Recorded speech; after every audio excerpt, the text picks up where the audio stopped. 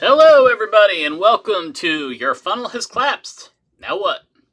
My name is Mike Pastore, Head of Content and Media here at Third Door Media. I'm going to be your moderator for this session, which we hope is an exciting and insightful discussion. Joining me, we've got Eric Dates, Director of Growth Marketing at Luxury Presence. Thanks for having me, Mike. Natalie Jackson, Director of Demand Generation at CBIZ. Great to be here. Thanks for having me.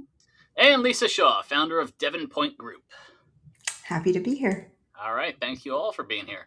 As a reminder, if you've got questions or comments during the session, drop them in the chat. We're going to do our best to address as many as we can when we get to Q&A at the end of the session. I'm going to kick things off by asking a question of each of our panelists. We have spent decades perfecting this top, middle, bottom funnel model, running the inbound playbook made famous by HubSpot, but that strategy is collapsing. So what sort of models or frameworks should marketers be looking at now that we're in 2026? Natalie, what do you think? I think access to data has really transformed what we're able to see and what we're able to do with that. And I think one of the biggest takeaways from maybe the last 10 years is that we've been able to really visualize that it's never just one person and it's never just one role. So 10 years ago, if you were targeting the CFO, you might be thinking, hey, I'm going to drive inbound lead generation from the CFO, and that's the only person that I care about, and I don't want anyone else converting on my forums because that's my buyer. That's something that I think like access to tools like account-based marketing tools and more sophisticated marketing automation tools have allowed us to recognize that that's often not the case. That person might be signing the check, but oftentimes we have influencers who are doing research on their behalf. We have buyer groups that we need to consider, people who are in security, people who are in sales, like all these other different roles that are part of the buyer group and part of the buyer process. And I think that's really transformed how we have to look at marketing funnels. I think additionally, being able to identify intent signals at the account level has really transformed where we've only been able to previously identify lead forms and what people are telling us about themselves. Now we can start to understand, is there intent at an account? Is there a history that maybe predates a form that we could evaluate and start to understand what someone's doing, maybe even before they raise their hand? All right, Lisa, models and frameworks marketing teams should be looking at in 2026.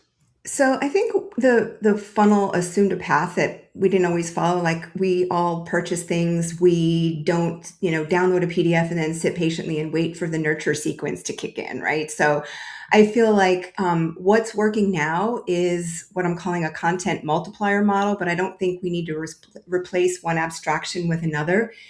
This is just content that only you can produce, and it's used by multiple teams over many months.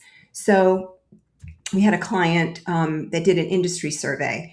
And from this one survey, they got 12 blogs, 2 webinars, multiple sales decks. They got a lead gen asset. They got a lead qualifying interactive tool. And all of those things together were responsible for 38% of all the demo requests for the whole year. So when teams work together and when content multiplies and teams are able to use multiple assets, multiple pieces of content, they're getting better results, right? So it requires teams to be in the planning meetings from day one. So that's the cultural shift, right? It's not just a framework that we have to change. It's a mindset. Yeah, the funnel always looked better on a PowerPoint slide than it did in real life for the way people went around making decisions. Eric, what you got? I agree. I think in my brain, the funnel's always been the wrong way, where gravity's helping you. I think obviously gravity's always been against you in the funnel. But these days, I think like one of the most important things you can do is not make the mistake of thinking AI is now your strategic, unique strategic, weapon, to use a bad term. But don't underestimate that fact that everyone's kind of jumping into it. So don't over-index on AI as it pertains to linguistics, cranking out content, things like that.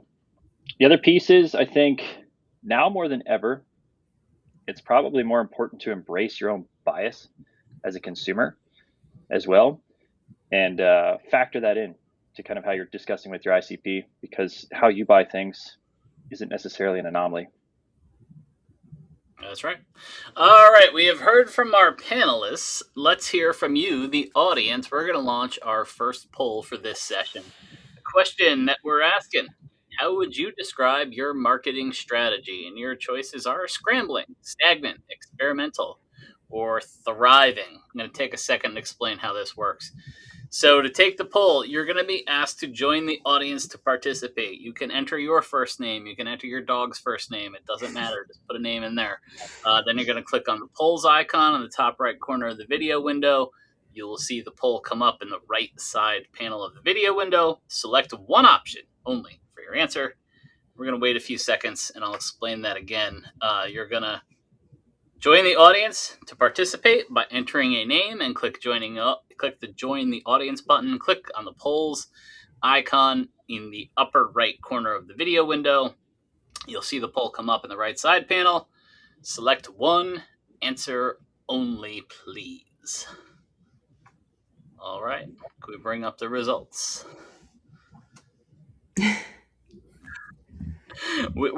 So nobody's thriving. I don't know. Natalie, what do you make of that? I like it. I like to see experimental. I mean, I think that's what we have to do in marketing, because the things that worked 5 years ago don't work today. And the technologies we had 5 years ago aren't the same as the ones that we have today. And yeah, I think it's encouraging. I think it makes a lot of sense. You're always trying to test to find the right thing. All right. Lisa, what are your thoughts? Well, I think experimental is hopeful, right? I don't think as many people are saying scrambling or stagnant. I think that's a good sign. We don't know what's working yet, but everybody's trying something new. So I think that's important. All right. So are we throwing things at the wall, Eric, to see what sticks? I think it just showcases that no one has the answer. That's a good way of looking at it. Sure. All right, so we are operating now in an AI-driven environment, and buyers often do maybe as much as 80% of their research. They're using LLMs, they're using communities and peer groups before they even hit the brand's website. How can marketing teams identify and capture intent signals when the buyer is effectively invisible, according to all of our traditional tracking? I'm gonna throw that to Eric first. Great question. I think the concept of intent has always been a bit inflated to begin with, quite frankly. I think we over-index on that word quite a bit. So for me, these days, as buyers are invisible, people are invisible, I think it stresses the point of how you go about influencing intent to begin with. And there's this new narrative that I've been leaning into, which instead of like the fear, the uncertainty, the doubt, and all the things that you could be leaning into, it's more like this educational switch to awareness of change. And if you can kind of be that voice in leading the market in defining what's changing, why, and what to do about it up the funnel, I think you're actually influencing the thinking in the market and also helping your brand. So as I look at today and how folks are getting more confident and comfortable asking AI questions and trusting it, albeit they're not sure where the information comes from, the trust of AI is shooting through the roof. And I think with that, you can leverage tactics and strategies to influence not only the AI, but also the folks and their questions as they come to asking AI questions. So it's a little bit, in my opinion, back to, I guess, what folks call leaning into brand awareness. But rather than focusing on yourself, right, as most people love to do, and how amazing your product is, I think you challenge yourself to check your ego at the door and flex your muscles a bit on that thought leadership angle and showcase how things are changing and what and why to do about, what to do about and why. All right, Natalie, thoughts on invisible buyers? Sure. I think probably 10 years ago, we all talked about the need for a marketing automation system. There were a lot of marketers that did not have one, that needed to influence that through the cycle. I think we're going to approach that quickly with account-based marketing software in the B2B space. And I think that the reason why is that the reality has always been that we don't always know in B2B who the actual buyer is, but we do generally know the accounts that we want to sell to. And I think that tools like that, combined with AI, combined with intent signals, and the ability to sync in lots of activity sources, have really created a path forward for B2B marketers where we can start to focus our efforts on the accounts we know our sales team actually wants, and really start to focus, all of our strategy around how do we just drive awareness there. I think what also is interesting is I've seen a big return to brand awareness in digital marketing, which like for a long time, that was something that we were all like, oh God, no. But I think to Eric's point, like we've kind of come back around and realized that there is importance around that. I think the difference is that rather than leaning heavy into billboards, we can say, what if I could serve brand awareness to just the accounts that I know my sales team wants to work? Which also helps us solve that historic gap between we're driving the leads that sales says they don't want. Now we're on the same page with them and we're saying, what if we only drove you leads from the things that you tell us that you want, and we can be better aligned through that path forward too. All right, Lisa. So those are really good points. I think it's also important to remember that a lot of the intent signals that we get genuinely can't be captured by a platform, right? We've had conversations in private Slack channels, their private communities. Your CEO is at a dinner with other executives. They're having these conversations. Their DMs on LinkedIn, right? There's research is showing, at least in the B2B space, that the vast majority of people's purchases are driven by recommendations, by peer recommendations. Some of the research is like up to 80%. So we have to be honest that we can't, like there is no platform design yet that can capture that. So I think it's important to build the feedback loop with sales, right? Something very simple is putting a field into the CRM and making it mandatory and having sales ask, how did this prospect hear about us, right? Because if 3 prospects in a quarter are saying they heard your CEO speak at a roundtable, that's pattern data, right? We have to be able to capture that somewhere. And then to Eric's point, creating content that is worth recommending, thought leadership stuff, original research, event content, expert interviews. You can track what happens when people come to your website. If they're doing demo requests as a result of this kind of thought leadership content, you can track those signals too. And then get into the rooms, right? These events are really valuable, and a $30,000 executive dinner may actually cost less per influenced deal than paid search if you're tagging your pipeline correctly. So it's important to be alert to the signals that your tools are not necessarily capturing. Yeah. Sticking with this idea of the invisible prospects, right? So prospects, they bypass that top of the funnel stuff. Natalie mentioned marketing automation, right? We set this stuff up for years. They bypass that. They enter our ecosystem closer to the decision stage because they did the research with the LLM and with their community. And the things like our traditional welcome sequence, right, in the marketing automation platform, it can be irrelevant. It can even be annoying if someone's beyond that point. So how do we instantly adapt our engagement tactics for buyers who arrive and they're already highly informed? Lisa, let's start with you. Okay, so I think we can spot these buyers, right, by their behavior. They come in via branded search and not keyword, or they're going right to the pricing page and they're skipping all the blogs. These are signals that our marketing ops teams can trigger workflows around. But the mid-journey buyers are hungry for something genuinely new. And not coincidentally, that's the content that LLMs are going to surface, right? So give them good protein and not an appetizer. Give them proprietary data. Give them original research, expert interviews on technical challenges from your CTO, or something else that AI can't reproduce is a great customer story from your event where they go into deep detail on a problem that they solved. You're using your solution. All of that feeds the LLMs, and all of that becomes your competitive advantage. All right. Eric, how about you? So folks are going to ask AI questions, right? AI is going to synthesize the entire internet down into a sentence, right? It's going to look at things and it's going to give them facts, whether they hurt your feelings or not. The AI does not care. So I think you need to respect that, right? And go experience, before you even start doing anything, go experience what your prospects are going to experience. Ask questions to AI, right? Don't just sit in SEMrush, don't just sit in Ahrefs, and don't sit in those toolings as a silo. Put yourself in the seat and go experience what people are going to experience and see what the actual lay of the land looks like. And I think that challenges a lot of folks. And this stems outside of marketing, goes up the chain to CEOs, where there's like what you think your brand is and what you think things are saying about you, and then there's the facts of what your brand actually is, what people in the internet is actually saying about you. A great example of this is how many folks hide pricing behind a wall, right? But folks are going to talk about your pricing on Reddit. They're going to talk about it in forums, which means AI knows what your pricing is. So why would you want someone who has intent to look at your stuff to come to a conclusion around the price from someone other than you? That's a very good point. Mhm. All right. Linear lead tracking.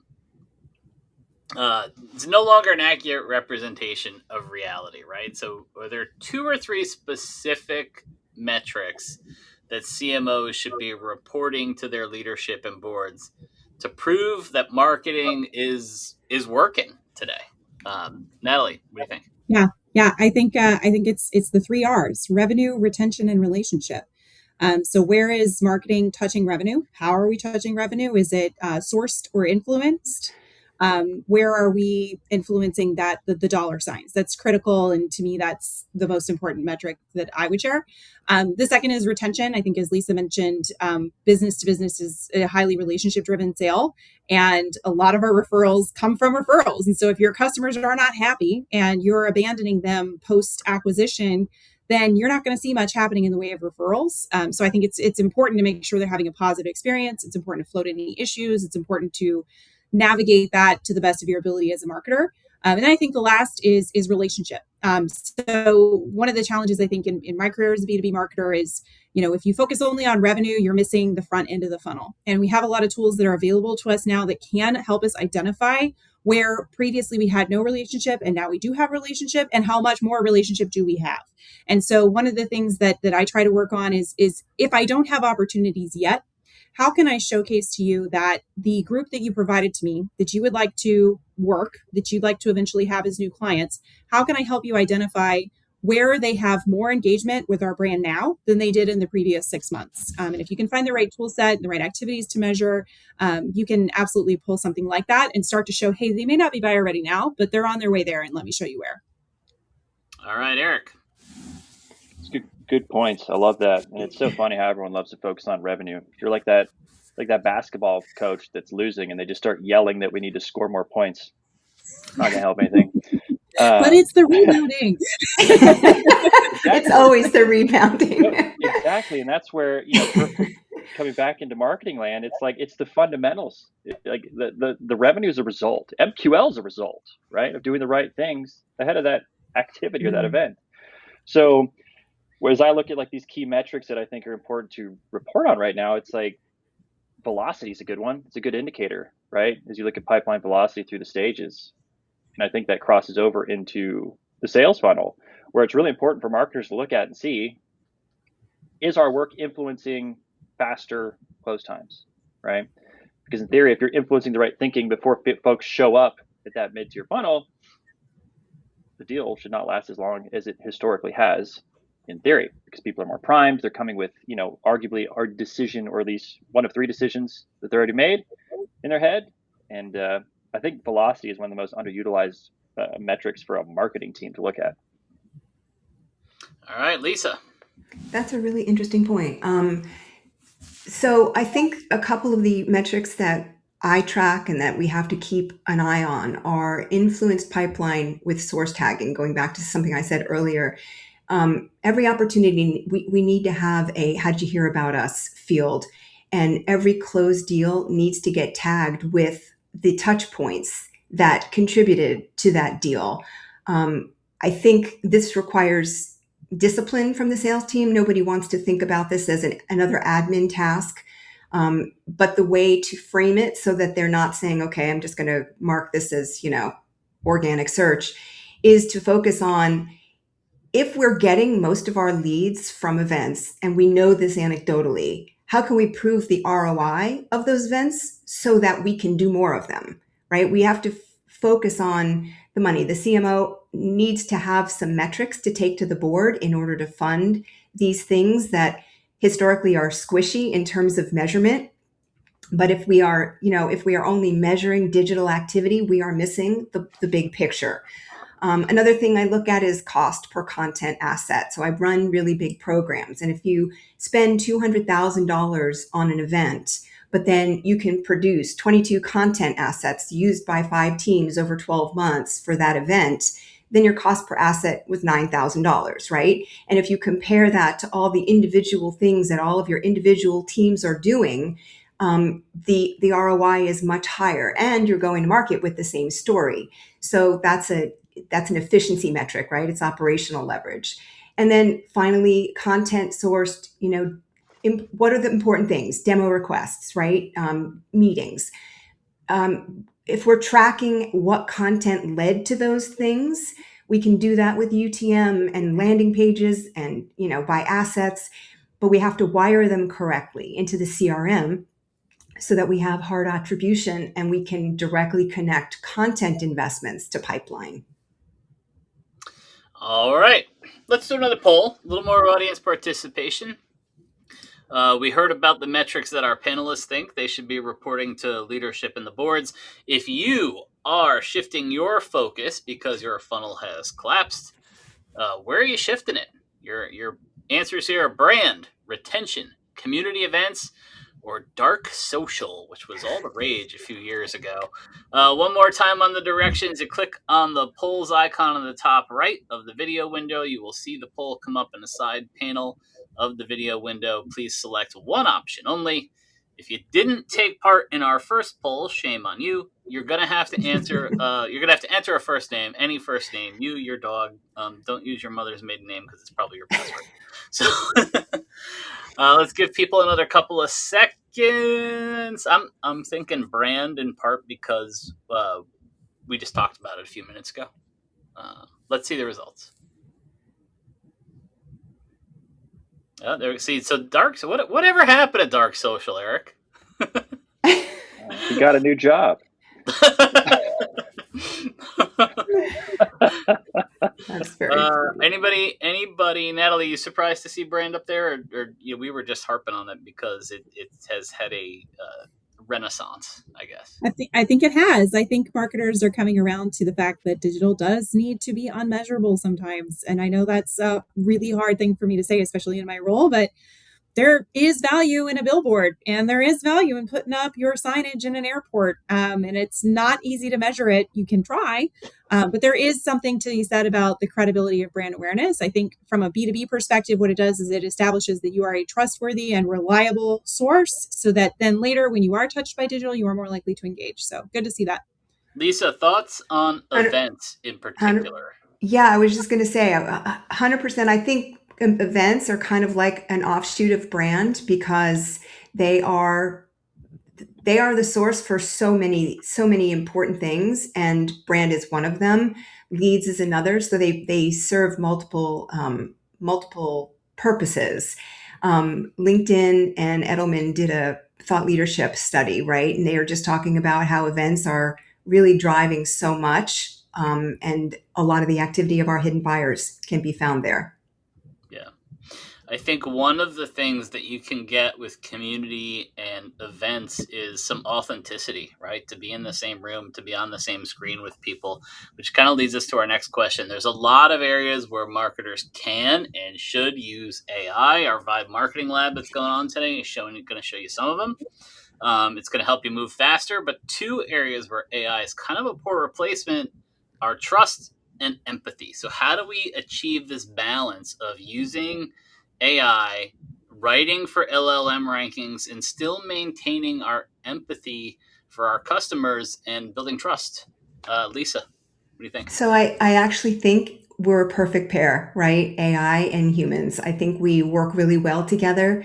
AI has commoditized content. I think we can all pretty much agree that it's easier than ever to spin up a blog and easier than ever to ignore all of the slop that AI creates.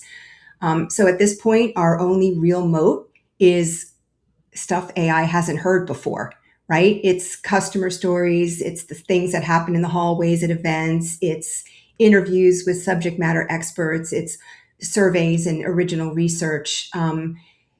AI is incredibly powerful at repurposing all of that stuff. And it's a great teammate for distributing all of that content. but you have to have humans in the loop to understand and to have the judgment to understand what is going to be the most important story to tell, and which executive is most important to get up on that stage, and what customer story is going to tell the most important prospects that you have exactly what they need to hear. I interviewed a 2-person marketing team that uses AI tools to turn a single event into months of content. And that was work that used to require a huge team, right? And they're killing it with just 2 people because they have superior tools. So AI is not a trade-off; it's a multiplier. The more original your content, the better AI works for you. All right, Natalie, thoughts on trust and empathy in an AI world?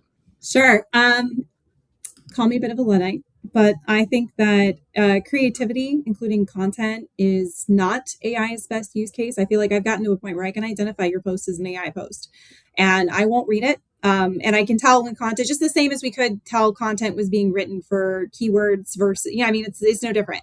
We can identify it. I think that the most successful marketing campaigns in the history of marketing and advertising have been the ones that are generated from creativity that are unusual.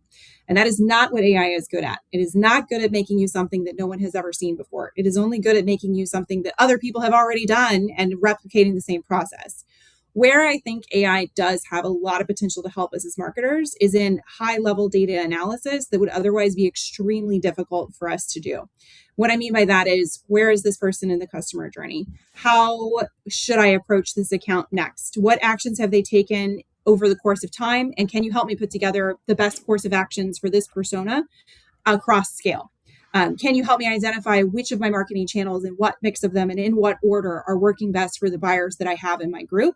Those are things that can a human do? I'm sure, but it would take you a tremendous amount of time to do it. And it's something that you can query AI at scale. Hey, tell me a little bit more about this audience. How many CFOs do I have? Where do I have lags in buyer experience? Where are people getting stuck in the funnel? Those are the potentials that I see for AI, because the next step would be, once you have confidence in that data and that output, which has to be reviewed by humans at this point, once you have confidence in the model, you can replicate what's happening at scale and make sure that you're producing the best possible journey for each of the people that you have in your funnel. All right. Quick reminder, if you've got questions, put them in the chat. I can see the question queue is filling up. We're going to get to them in a couple of minutes. Eric, every time I see somebody talk about, we could tell that the content was written for SEO or for AI, I think recipe websites. Thoughts on trust and empathy in an AI world? Oh, that's awesome. And I swear, every time you got to scroll for like a mile before you get to the darn ingredients. But no one changes. So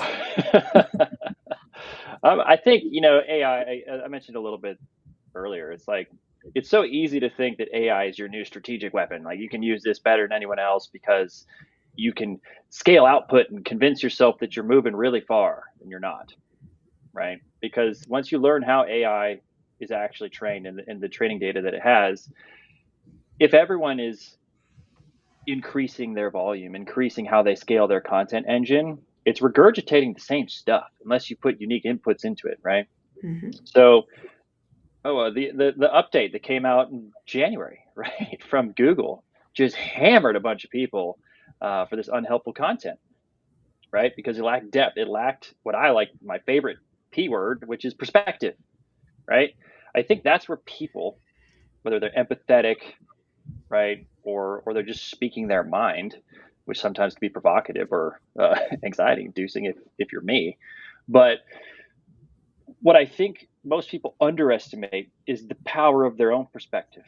And those are the risks that I think a lot of folks need to start taking more, because that gives this psychological reason for someone to see themselves in what you're saying a lot more than if AI were to go say it for you. And I'm not saying don't use AI. I think AI is tremendous. I use it religiously. To Natalie's point, for data analysis. I use it to brainstorm ideas on, to like pull perspective out of my brain. I think that's a tremendous use case for it. And then I input it back into AI. I'm not going to lie to you, but I think that's the key part, that you can shape the market's perception a lot more powerfully and cater to the depth and the breadth of things that you need to hit on for SEO purposes, right? Blogs for your email nurtures, et cetera, et cetera. But shed perspective and tap into the unique perspectives across your entire company. look at everyone who's an expert, leverage that, right? It's okay to have people in your content that disagree with each other. Why? Because it's interesting to read, and the chances are your market shares person A's opinion as well as person B's opinion. So don't limit yourself to like a single, brand voice. It's not, our specific tone. It's, like the brand documents, they drive me nuts because they hurt and hinder so much performance because people use them ignorantly. So challenge yourself to like say things that you believe in because people want to hear it. All right.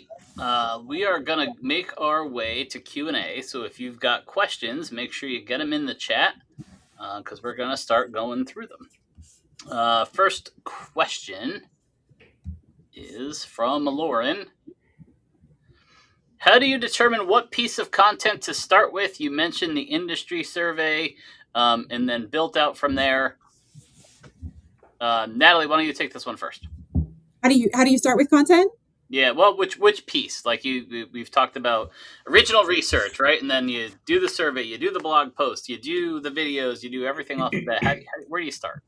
Yeah, I mean, I think surveys are actually a really interesting way to start because you do get some authentic feedback and some real answers and some quotable chunks, and they can replicate and become much more than just surveys. So I do think that the ability to survey your audience and get their opinions is really important. I'm also a huge believer that the best content you're going to create is the one that's answering questions your audience is asking. And what I mean by that in particular is, if you look at the news headlines these days, a lot of times those are generating really great content pieces because every business type has a different perspective and a different series of impacts that the headlines are creating for their customers. Getting out in front of that, talking to your experts, saying, hey, help me understand how this new piece of legislation is changing what our customers do and how they go about their business. Help me understand how shifts in the political landscape might potentially impact our audience. Capturing that from your subject matter experts, getting it documented, and then using that so that they get it timely, like making sure you have your email engine buttoned up so that you know exactly who's going to need to know that information, I think is really powerful. Yeah. That question, by the way, was from Riley. I was reading the wrong row. Thank you, Riley, for the question. Lisa, thoughts on where to get started with content? Honestly, I would take a step back and do a shared, like a narrative document so that you can get your teams in the same room and talk about the kind of content they need for their audiences so that whatever you invest in, whatever big thing that you're doing, whether it's a research report or a big event, you know exactly what each team is going to need from that event or report, and you can plan that content accordingly. So before you do a single piece of content that's customer facing or prospect facing, you need to know what kinds of content are you going to produce and how is it going to serve every team, because that's how you get everybody's buy-in and everybody's cooperation to make it successful. Yeah. Eric, thoughts on getting started with content? I keep it simple here. Content in my book is a means of influencing thinking, right? At the end of the day, if someone reads it, which is a daring assumption these days, but if someone reads it, right, you have to give them a reason to read it. But have confidence that it's shaping the right thought and ultimately leading to the right conclusion you want to happen at the end of it. So to Lisa's point, get that feedback. I do think establishing a narrative is extremely important, but then look at where the gaps are and look at where you think you can have the biggest impact based on where you can influence thinking. And I guarantee you it's most likely not at the bottom of your funnel. All right. Question from Shirley, who wants to know, with so much AI-generated content sounding identical, how can marketers keep their brand voice authentic and distinct while still using AI tools? I can tell you, as someone who works on a lot of content creation, the custom gem or the custom GPT, depending on which tool you're using, is a big help here to put in, this is what I'm looking for as far as brand voice, train it on any brand guidelines you have. That's a big help. Do you guys have any other suggestions for helping with brand voice while you're still using AI? Lisa? So yeah, it's all about what you feed it, to your point, right, Mike? What you feed the AI is really important. Using content that you have created in the past that's been successful as training documents will help your voice stand out. And, back to Eric's amazing point from earlier, the power of personal perspective. Don't shy away from a point of view. Make sure that, you are creating the content that only you can create. Right. So Eric, let's go to you, because the blocker for that point of view and that perspective sometimes tends to be the content by committee, right? Like people, a lot of companies don't want bold opinions and perspectives in their content. They shy away from that. How do you navigate that? Yep, yeah, it's the classic. They don't want it, but they definitely need it. Right? It's the classic case, right? Because people are scared of taking risks. People, don't want to fail. So I think it starts from analyzing where within your content you feel like you're being super repetitive, because I think there's a bigger risk. I forget who said it, in being monotonous, right? And like this concept of brand voice, separate discussion, but I just think it's like total flawed thinking. You can have a brand, which I would replace that word with an expectation. You can have a brand, but person A can interpret something, person B can interpret it in a different way. And I think you leverage and enhance your brand by empowering people to become a part of it, and stop looking at your brand as if it's just what people think about your company, because people can be the biggest drivers of your brand and expand it in ways that no company would ever be able to do on its own. So I think convincing, and then having that discussion with your teams is invaluable. It's not going to be easy, and chances are they're not going to bite on it first time. But I think, what's the classic saying? People buy from people. People listen to people. People want to hear from people, right? People follow people a lot more than they follow a company. You know what I mean? Natalie, you mentioned using AI for analysis and data. How do you use it with content, if you use it with content, and how do you make the brand voice come out? Yeah, I don't generate a lot of content in my role, but I do work with a lot of content. We have an excellent content team. I think where rubber meets the road for me on this one is email. So email strategy has been my heart and soul for most of my career. And I think it is underappreciated as a channel. And I think that is where you find a lot of risk in AI. And so I would say there's two things to consider when you're talking about distribution of this content in a high value channel like email.